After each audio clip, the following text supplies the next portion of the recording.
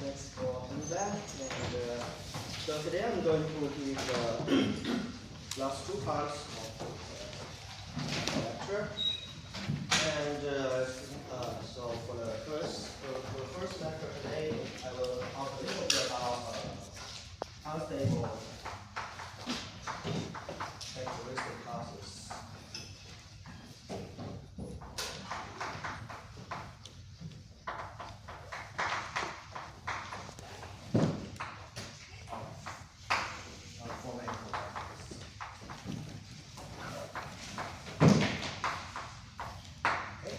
So what are they?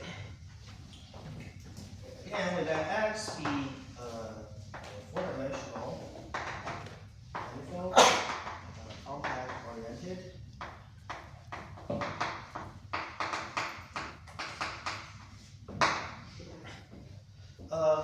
So there is an important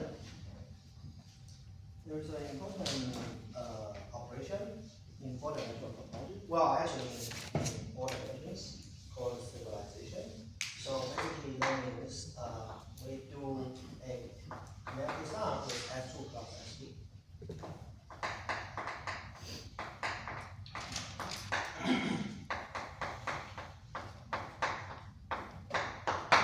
Okay. So you can imagine that when X is just a surface, this is just taking kinetic sum with S1 plus S2, and then taking kinetic sum with the torus, which increase the genus by 1. You can see this as a generalization of that operation. Yeah. And one important principle in smooth four-dimensional topology is that enough stabilizations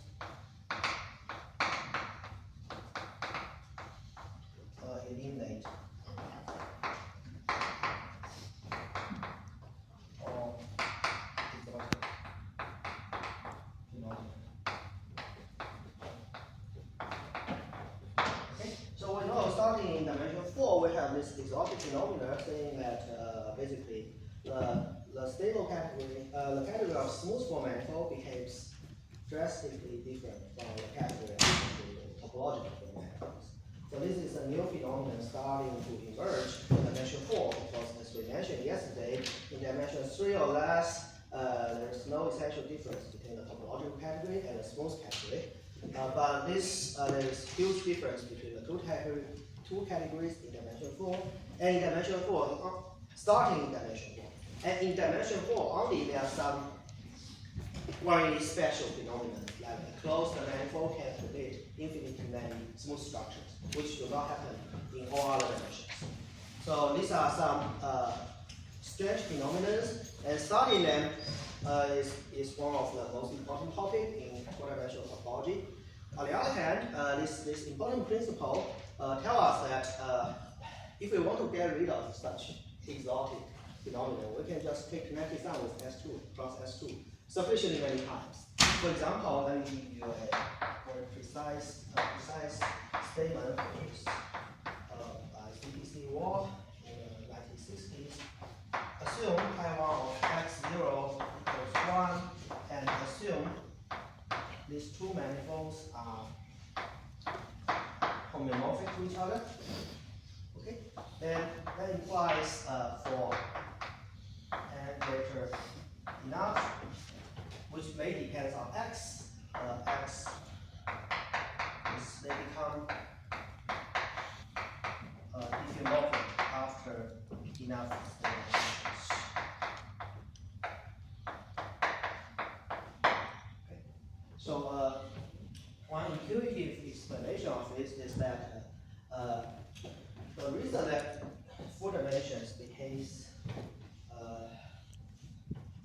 there's some strange behavior in dimension 4 other than higher dimension is that you cannot the Whitney trick fails. On the other hand, if you allow it to do stabilization, there is this standard trick which allows you to connect the sum with a point across S2 and resolve the Whitney trick there. On the other hand, in general, we have many double points, and we may need many stabilizations to do Whitney trick many times. So that's so this is the result of work.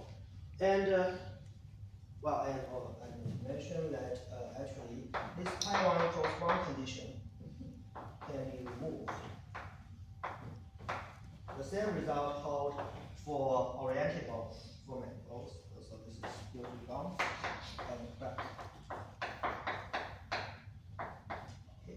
So namely, any two oriented for manifold which are homomorphic to each other becomes diffeomorphic to each other after sufficient many stabilizations. And one of the big open question in this direction is that whether one stabilization is enough. Can we find a pair of homomorphic for manifold, homomorphic non-diffeomorphic for manifold, which remain non-diffeomorphic after taking connected sum with S2 plus S2? So that has been, the answer is yes if we allow X to have boundary. That has been done by Jianfeng, but for closed case, we still don't know. Right, and now let's return to our, and also I want to mention that similar result holds for exotic diffeomorphisms and exotic surfaces. Exotic diffeomorphism means two diffeomorphisms which are topologically isotopic to each other but not smoothly. Exotic surfaces means two embedded surfaces, two smoothly embedded surfaces which are topologically isotopic but not smoothly. Okay. So there are similar results which say that you can get rid of this exotic sequence by taking the surface S2 plus S2 sufficiently many. Okay. Now let's return to our topic yesterday.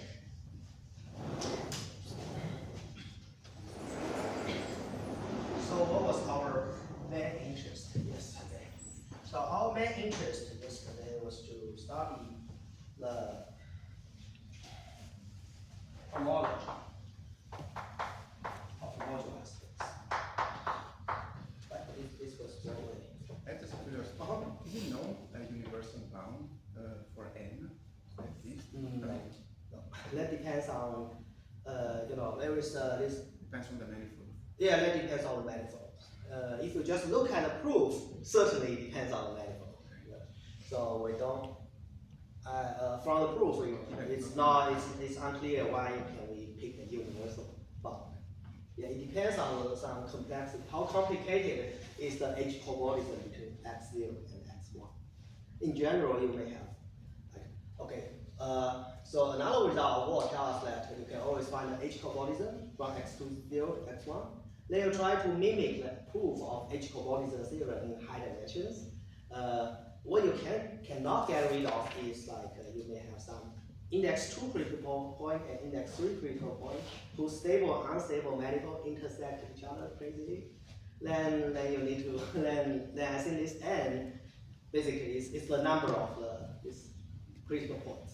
So it's unclear why can we choose. Just looking at the proof, it's very unclear why there's such a universal bound n. But there are some indication there may be something like that. For example, in exotic surface case, one result by Ruperman, Oakley, and others prove that if you have a pair of exotic surfaces which are non-characteristic. Non-characteristic means that they are not comparable to the Seiberg-Witten class. So this is mild condition. Then they become smoothly isotopic after one stabilization. You just need one. So that's cool. That relies on some.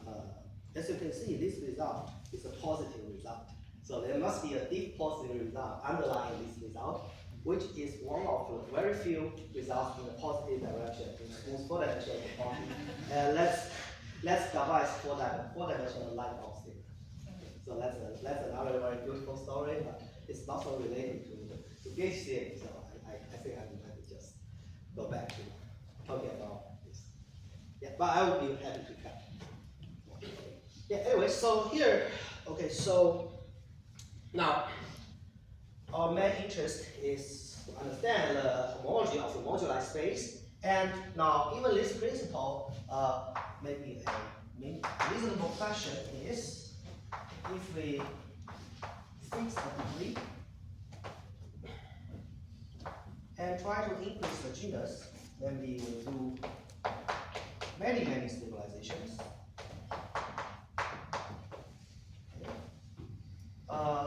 That's simpler.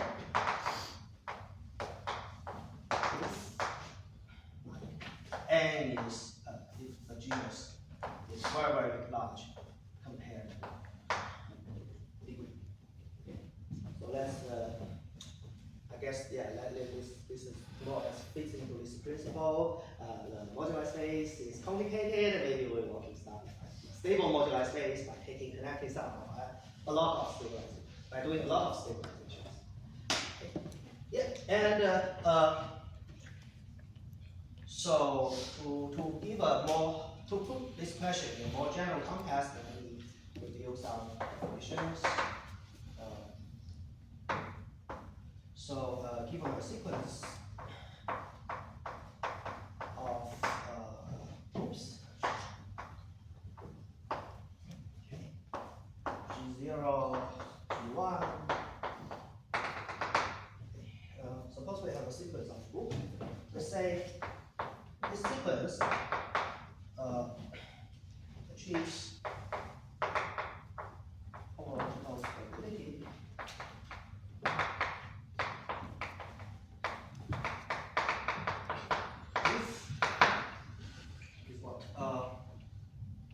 for any k the sequence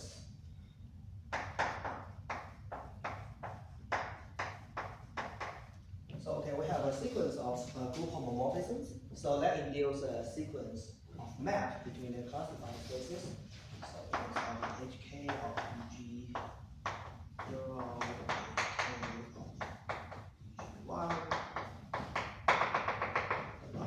Okay, so this is a sequence of arbitrary groups.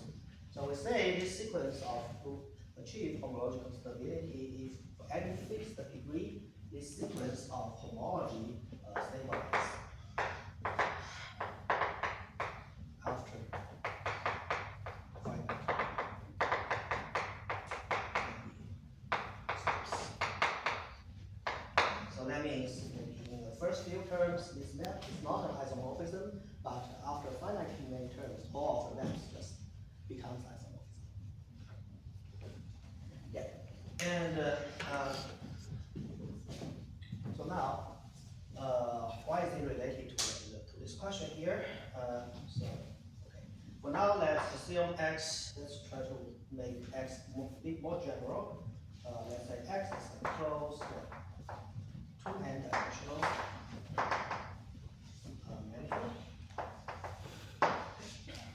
n can be a number not equal to 2. Then we define xk to be this k which is xg. This g because more or less denotes the number of stabilizations.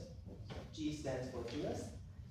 Xg, basically I want xg to be the g times stabilization of x. That means define it to be x. First we want to remove a small disk to create a boundary. And then we do connected sum with g copies of x2 plus x2. Here, the connected sum needs to be done near the boundary.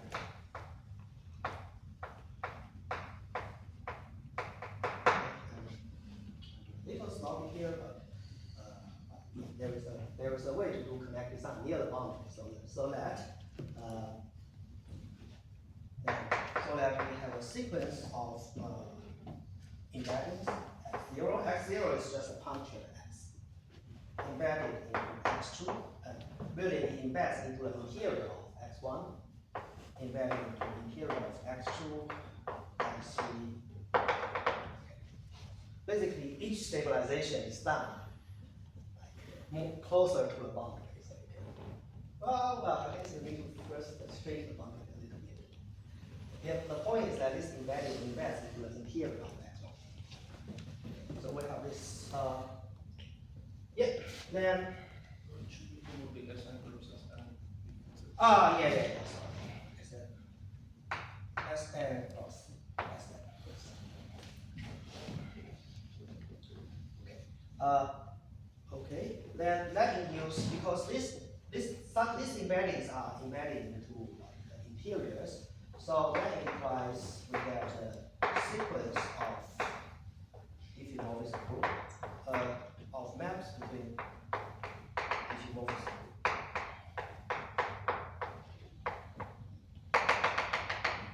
Okay. And now we say X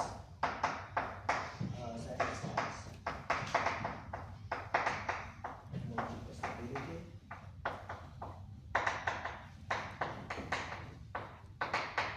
Really, we should say the diffeomorphism group of X is satisfies the homological stability, but that's a bit too long, so let me just say X satisfies if this sequence satisfies.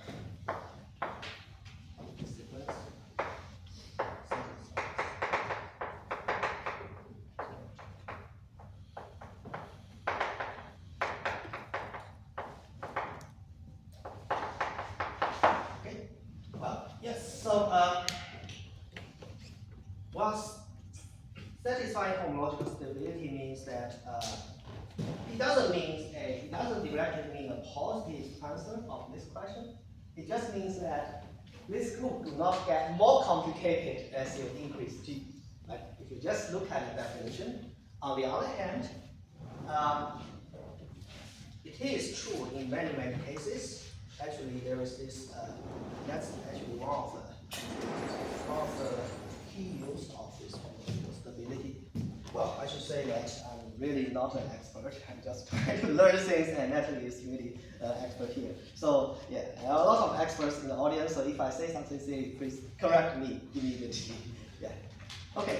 Anyway, so how to use such stability phenomenon? So let me mention one very remarkable conjecture which has been solved now.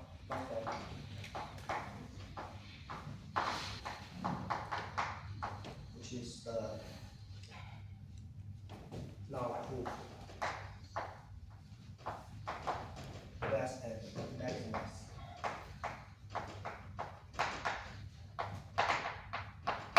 So how to give a statement of this conjecture? First, let me make some more definitions. Okay, so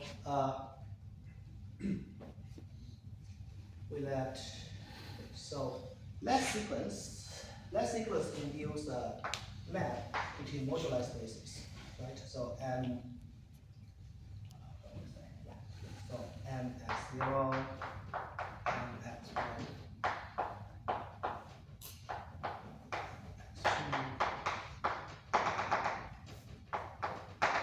okay. Then we just take the colimit of this G, and just define to be the stable moduli space activity. Okay. Intuitively, you can think it as the surface with infinite genus. Okay.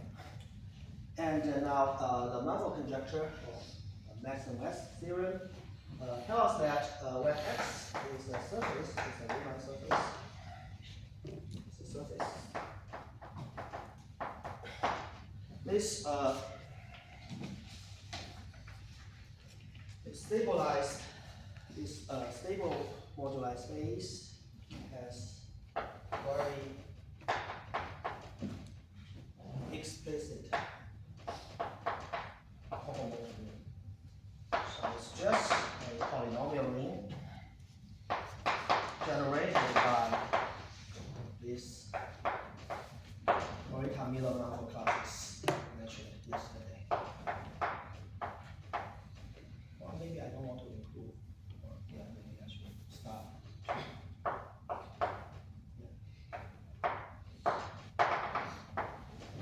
we have this MMN classes, which is obtained by. Okay, so basically, you take the vertical pendulum bundle, you take its Euler class or first string class, whatever. Then you take the car product of that class with itself, and you integrate along the fiber.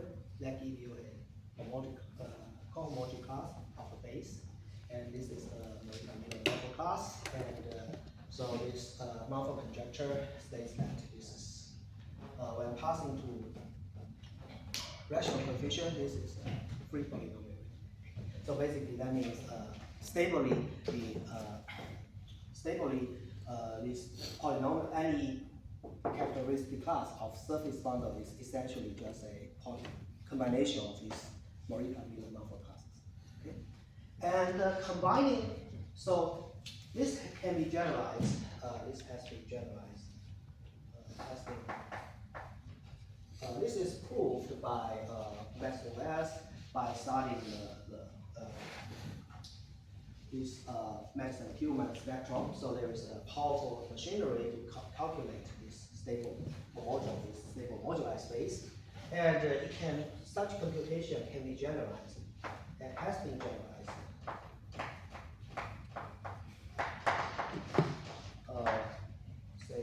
By many people, including Ignatius, Oscar Randall Williams.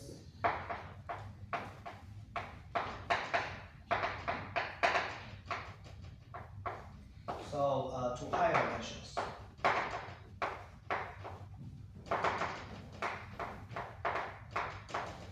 Even including dimension 4. This is a bit surprising because I mentioned like 4 dimension is really tricky, but their computation actually generalized to every dimensions, including 4.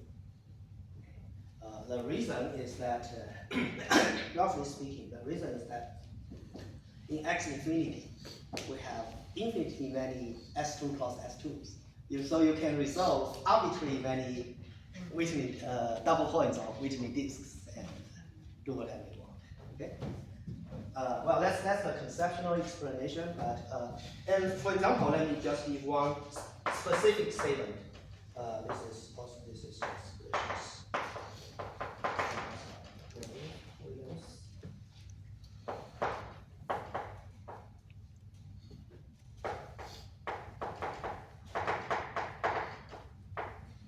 okay, so let's take X to the very favorite manifold we want. What's that? S4, right? Okay. Then H star, then this will be just, what? This is just, maybe let me just say, X equals S4, then H star of M X infinity rational is also just a polynomial ring in these MMM classes. So, so the classes I wrote down yesterday. So I think we start with E, P, A, kappa.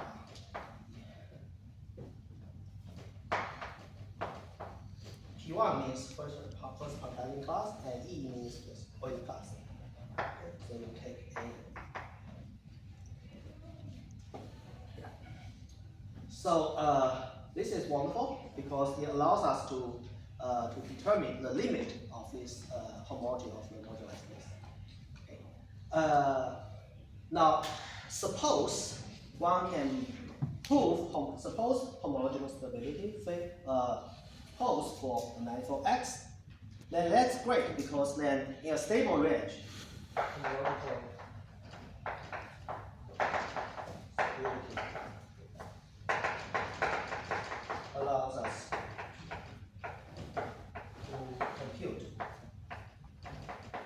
completely compute this homology of modular space.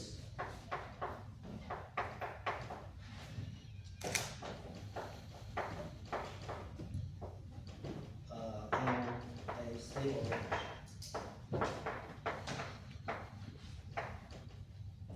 Usually, this stable range is some kind of linear bound.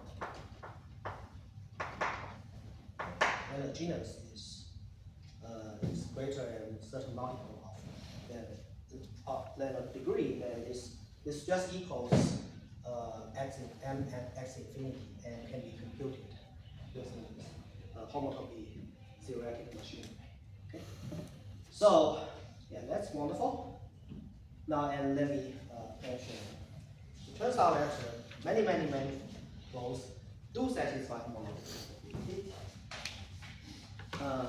So X, manifold X satisfies homological stability.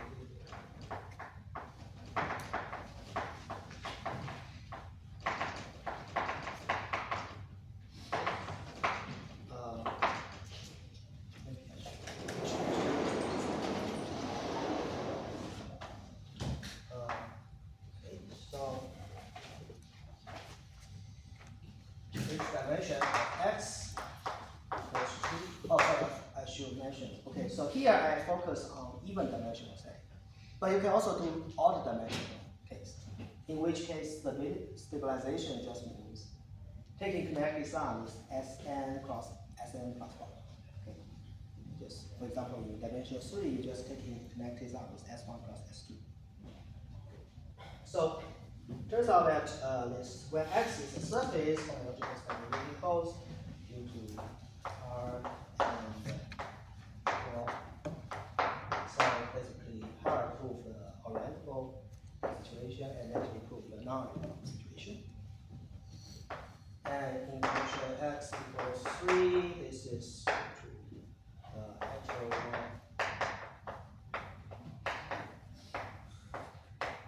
and so I think Hector and Benjamin they proved the mapping classical case and the diffeomorphism was proved by them, a student of Hector. In higher dimensions, we need to assume put some condition on fundamental group. So let's make life easier. Let's just assume I equals 1. When dimension of x equals is even, and this should be greater than 6, should be greater than 4. This is also true due to some ratios and also fundamental limit.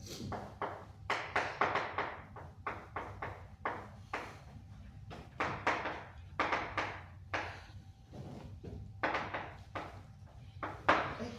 And also when dimension x is odd, and here it should be greater than 9. It's due to primate.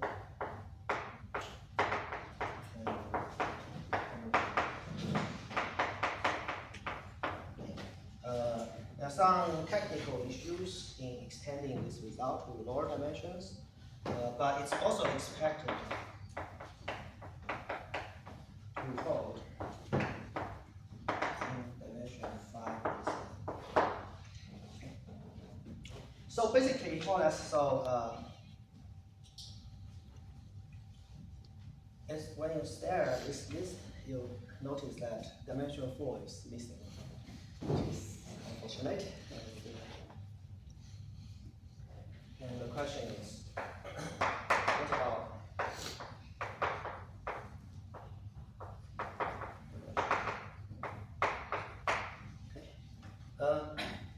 if the answer is yes, well, okay, it depends on how you think about it.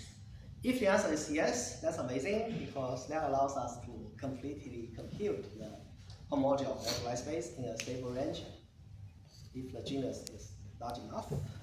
That's exciting. But if the answer is no, that's still fine because that means we have some interesting characteristic classes for 4 manifolds which do not appear in other dimensions. So those can be interesting to study. So it depends on what you think about this question. And basically, I mentioned one result, we proved a few years ago. So basically, the answer is no.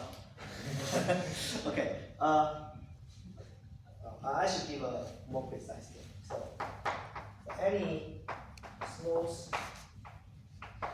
closed manifold, still assume pi1 x equals 1, and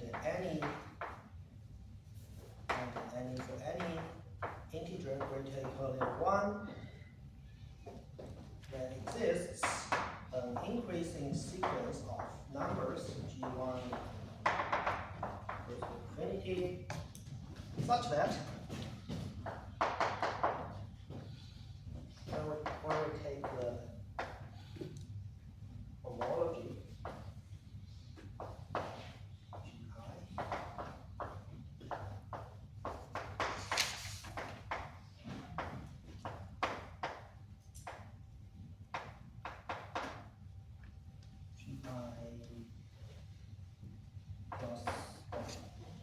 plus 1 here means it's not I plus 1, it's genus plus 1.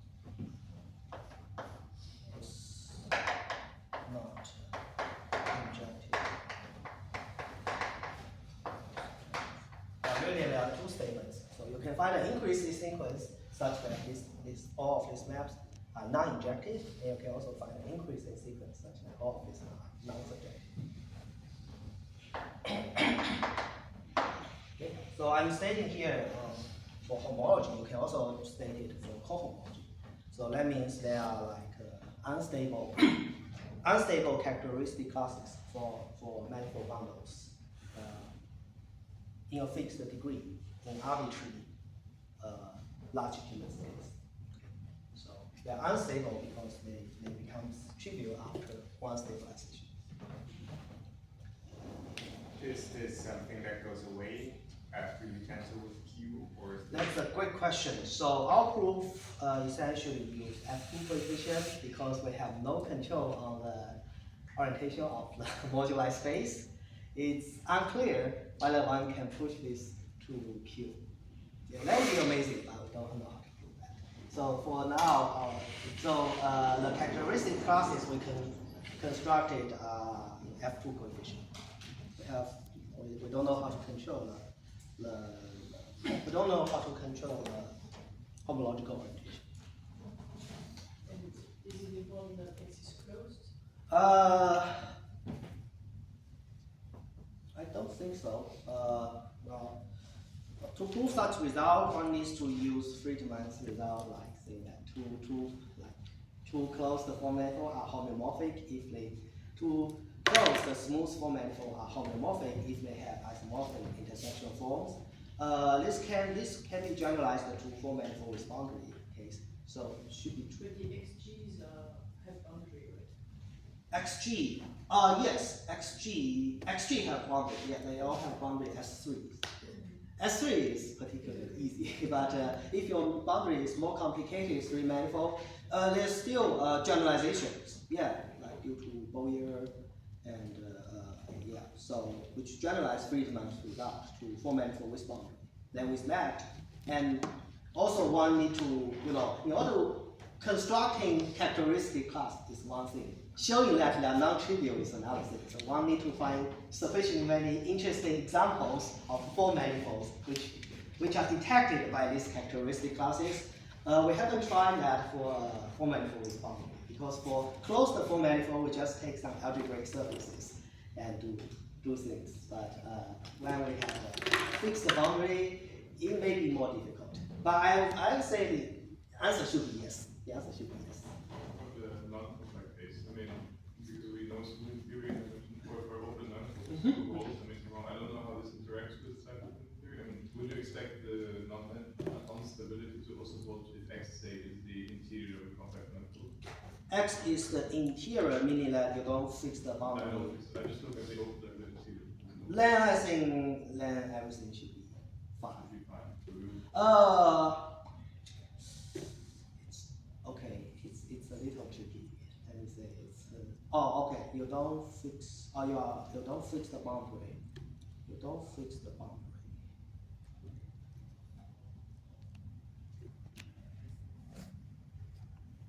Maybe I don't know. It's a little tricky because for example, let me just say there are some exotic R4 and there are some exotic R4 with exotic diffeomorphisms. So exotic diffeomorphism means that it's not isotopy to identity, even if you allow the isotopy to not compactly supported. So it's still kind of okay. All right. So good. Yeah. So and that means as a corollary is that.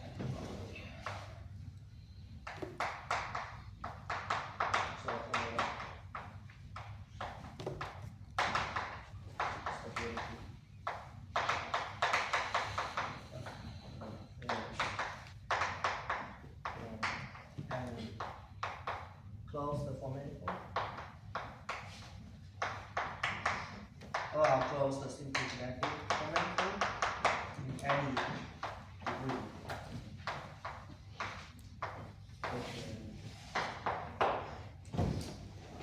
Well, this corollary is not particularly exciting. It says some technique doesn't work. But well, I prefer to interpret this result as saying that there are some special characteristic classes in dimension 4 which do not appear in other dimensions. Okay. All right. So.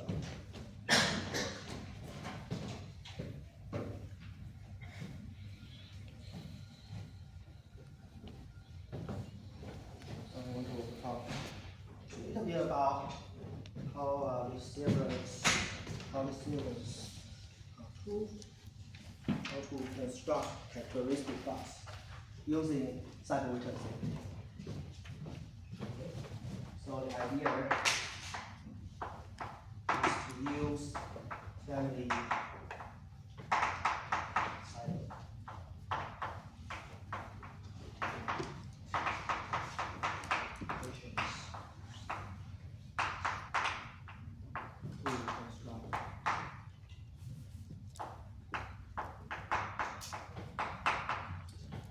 Characteristic class of SW, which is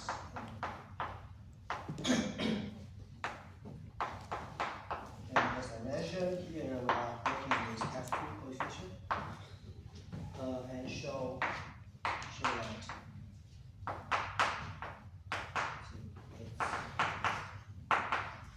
non-trivial.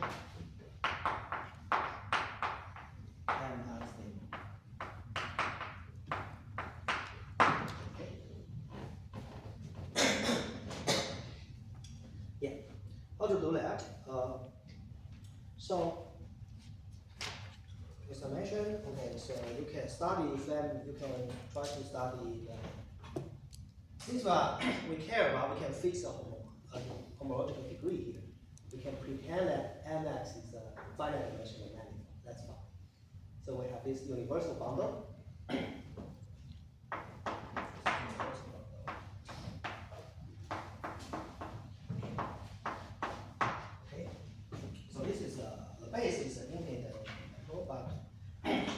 Fixing a degree, we can just approximate and finite dimension. That's fine. And we may hope to study family Seiberg-Witten equations over this universal family and try to deduce some and use that as a characteristic class. Okay.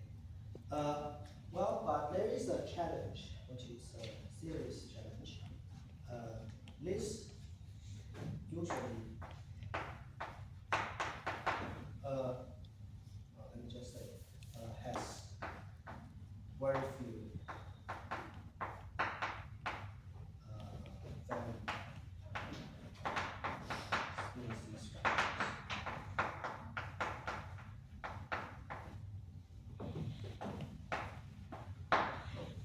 Why is that? The reason is that pi 1 of Mx, which is just pi 0 of dx, if the mapping possible acts non-trivially on homology of your fiber.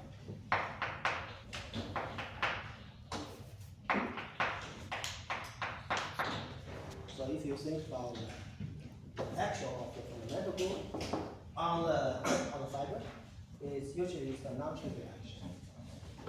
So that implies for most x, okay, actually prove that you can consider this boundary H2x d H2 u over this, for most x, this bundle has no non-trivial section. This is a local system, and this local system has no. The only section of this local system is you just take 0 everywhere, because whenever you take a non-zero vector, whenever you take a non-zero element here, you go around the monodromy, it changes to another.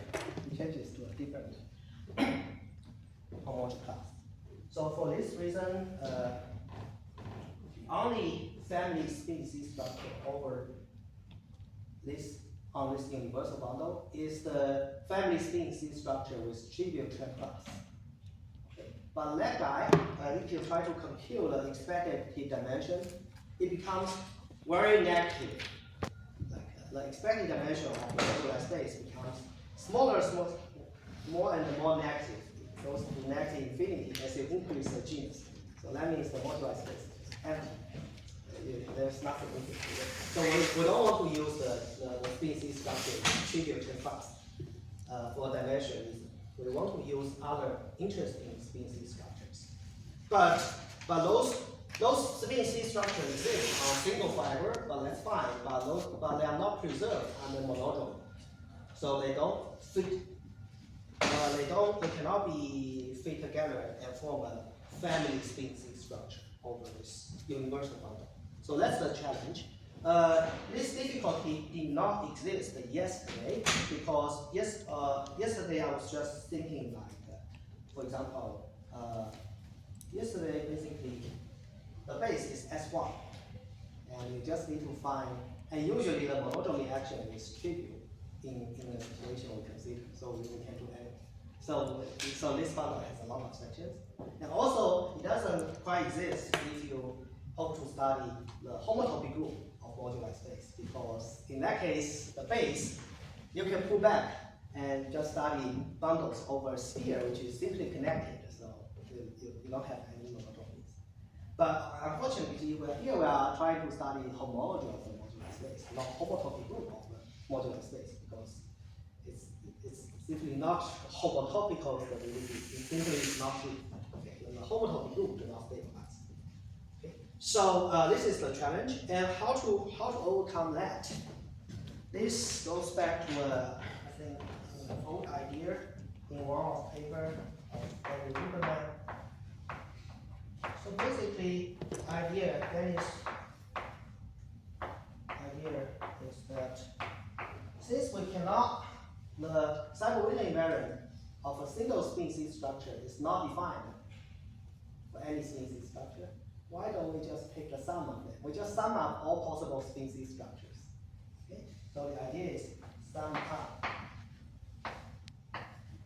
all species structures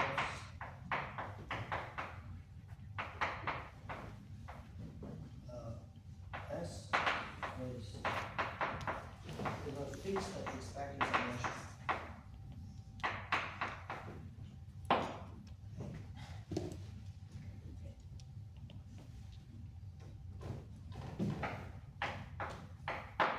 Yeah, here is what you can imagine. Suppose we have two species structures, S1 and S2, which are interchanged if you go around the monodromy. Then one can imagine that the invariant for x1 is not well defined, the invariant for x2 is also not well defined. But if you take the sum of them together, they are well defined because they are under the monodromy they are just permuted with each other. This is a nice idea, and this is how one can overcome this challenge. So let me. Okay, now let me describe a construction of this class, Seiberg-Witten characteristics.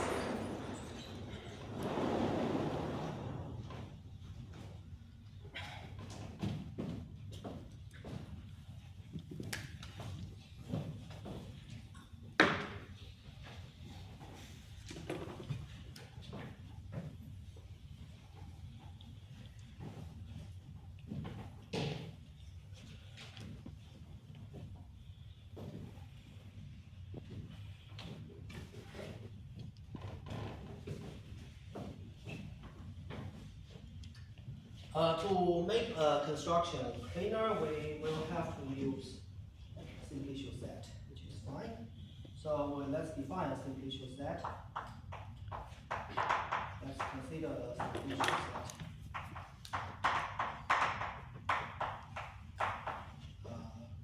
Let me just define SK. For each K, we define a set. This is a set of triples, F tilde, G tilde, eta tilde. Okay. I need to explain the meaning of these triples, and I need to. So let me just say, okay, I need to fill in this. I also need to portion by a certain equivalent relation. First, I need to define this. Then I need to write down a condition. Then I need to take some equivalence. Okay. So here, F tilde. What's F tilde? F tilde is just a embedding of delta n cross x into delta n plus Rm. M is just some number large enough. Which covers the identity of delta n. So, yeah, F tilde is just okay. Imagine F tilde as a parameterized, as an embedding, as a family of embedding from X to Euclidean space, parameterized by this delta n. Okay, so let's F tilde and G tilde. G tilde is just a metric on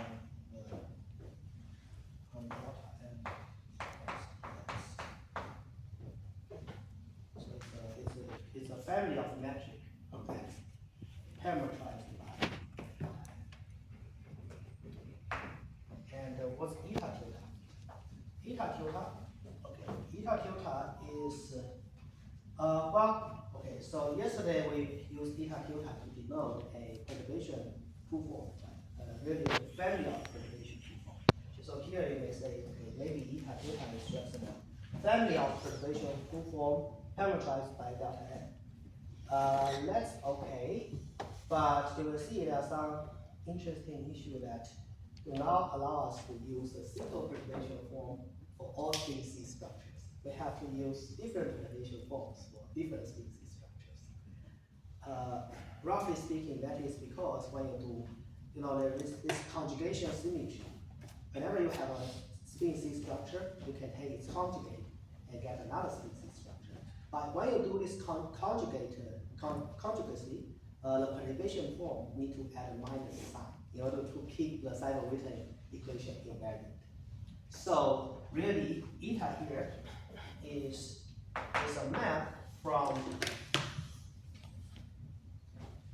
this is a map from S, from all string C structures such that whose expected dimension equals minus k, and it goes from this set to this.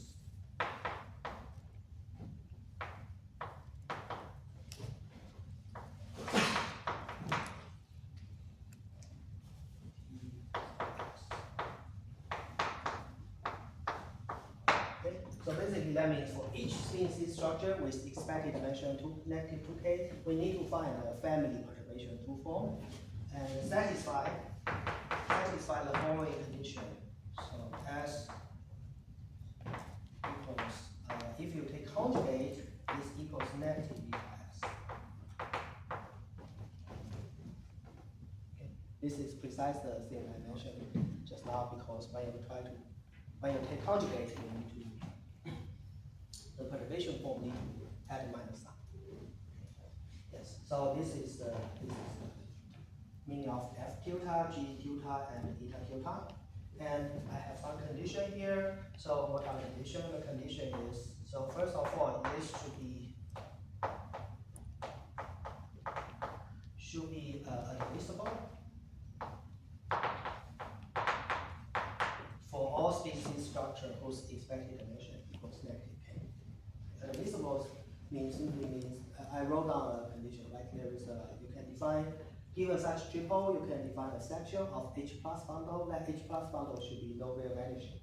That implies the moduli space has no reducible solutions. Okay. This is admissible, and also regular. I will not try to explain the meaning of regular here. Roughly speaking, that means the parameterize the Seiberg-Witten moduli space achieve transversality. So the linearize the Seiberg-Witten operator is surjective. Well, that's just in order to apply the implicit function theory. Okay. Yeah. All right.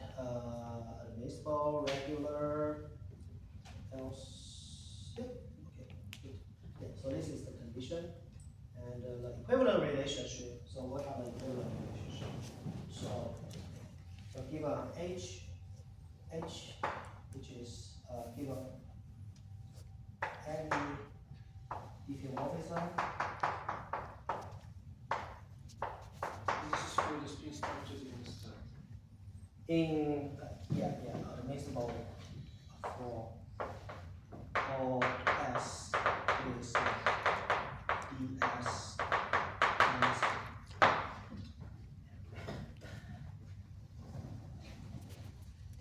Now we need to define the equivalent relation. So given any H which covers the identity that delta n, so that's just a family of diffeomorphism parameterized by delta n. Then we can just do H, we can compose H with F tilde, we can pull back H, we can pull back G tilde using H, we can also pull back eta tilde using H. We should just treat them as the same thing as.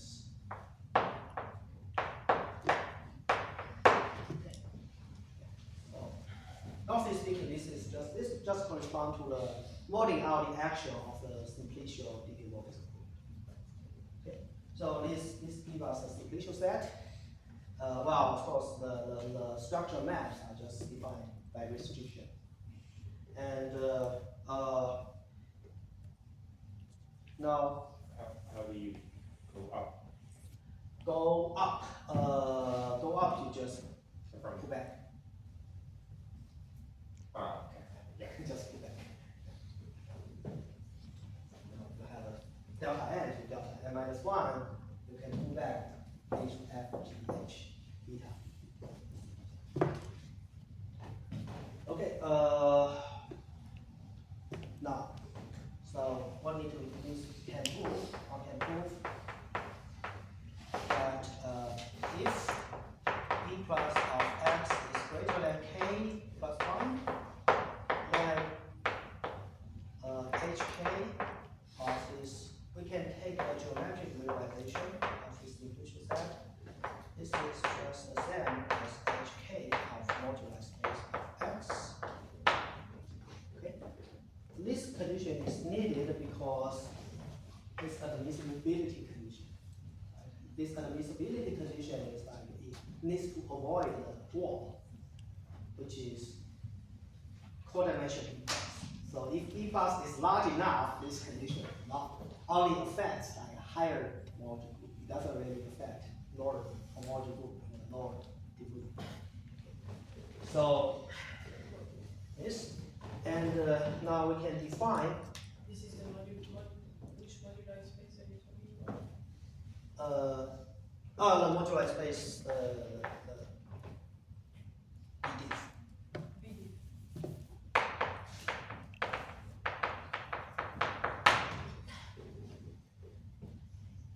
yeah, because if you just ignore, say, Because if say- you ignore these two components, this is exactly it. Like it's, you see, this embedding is ED. And you are torsioning out ED by D. So that's BD. Okay. The only tricky thing is that we are adding a metric and a perturbation. Metric is fine, contractible. Perturbation, well, it's slightly tricky here because we need this divisibility condition, which says this pair needs to avoid some co-dimension D plus subspace. But that only affects like homologies in higher degrees. So this is the reason why I don't want to do this. Oh, but is it just okay? Yeah, because I want to avoid the reducibles. So only approximate. This only approximate BD in a certain range. But that's fine because in our situation we are taking X to be like X stabilized many times. So B plus will be very large. So, Just HK, which is I mean, is it just an isomorphism of K for homology or also for all lower ones? oh yeah, all lower ones. Well, yeah, the statement is equivalent. Or maybe I can just use B plus minus 1. Anyway, so that's that. Okay, can improve this. And now we want to, since we have this simplicial set, we just need to define a quotient. Simplicial quotient of alpha SW. Okay, so how to define that? So this is a map from SK to F2. So it just sends F tilde, G tilde, eta tilde to okay. So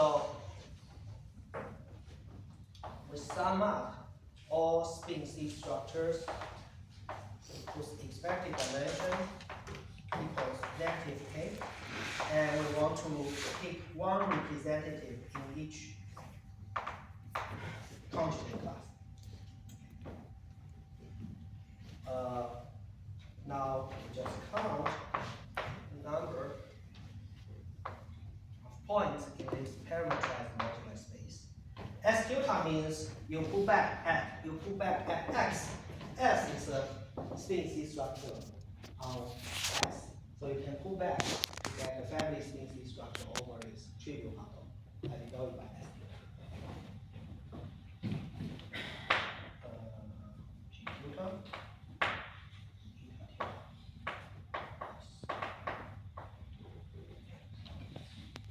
This number. So basically that means use G tilde and eta tilde to construct the Seiberg-Witten equation and count the number of solutions. So that means basically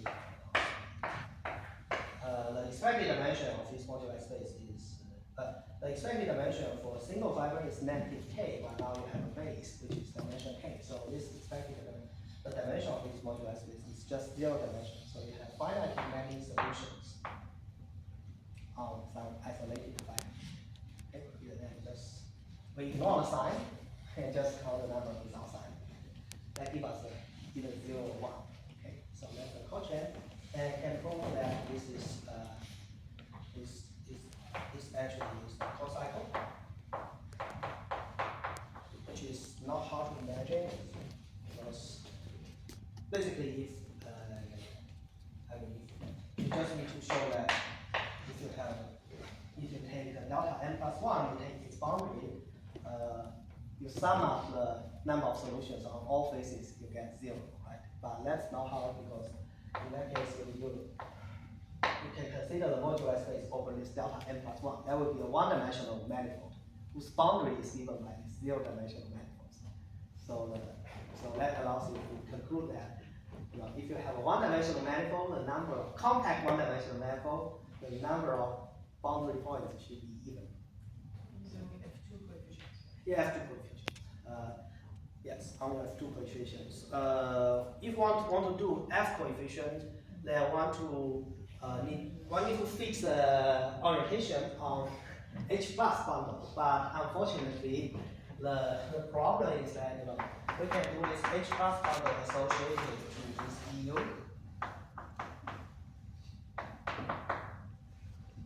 Usually this bundle is not orientable, so I don't know how to fix the orientation.